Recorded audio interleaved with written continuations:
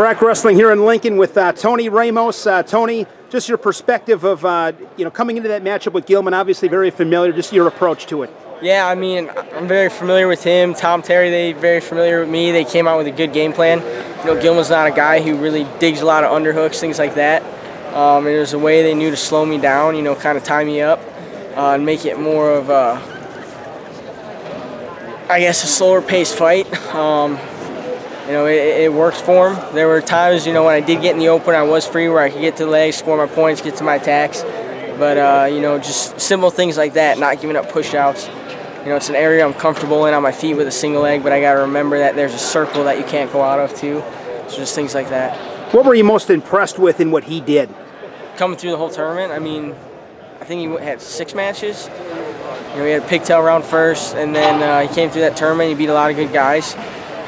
You know, like I said to someone earlier, if I could give him one tip moving forward, don't let a guy lock up a leg lace so easy. I felt like he just kind of let me lock it up and then started to defend it. You know, some of these guys that might be better than me in the international scene at leg laces, things like that, you know, don't even give him a chance. So that's just, you know, I had one tip for him. If you could do those matches again, a couple adjustments you'd make? No, not giving up underhooks, just getting my offense earlier. What did you say to him when the match was over? I just told him, hey, I don't really know what the big deal was. We have a lot of respect for each other, things like that. And, you know, I wished him luck. What's next for you? Anytime. Not sure yet. You know, you seem to be okay with this. I'm a little bit surprised that you're so... I don't know if it's that I'm okay with it. I think it's more of, you know, I understand things like this happen. You know, there's ways to move forward. There's a lot of different things, though, and options that I have going forward. You know, I got North Carolina guys back at home that I got to go get ready now for the college season. You know, it's a big thing we're doing over there, trying to get this program up and coming, and you know, being a perennial powerhouse every year. And it's fun. I had so much fun doing it last year. I loved it. You know, there's my family that makes it a lot easier. I got 2 kids. You know, as soon as you see them right away, how are you gonna be mad the whole time?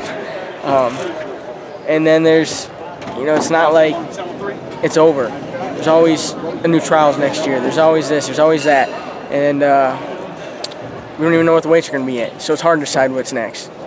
Is it fair to say that if you want to be the best in the world, you got to be 100% in on the competitive as far as training? No, I don't think so, because I felt like my training was great and 100% in. I just got beat today, you know, by a better guy tonight. But there's adjustments I can make if, you know, I'm going to keep competing going forward. Appreciate the time, Tony. Thanks. Always a pleasure. Thank you. Thank you.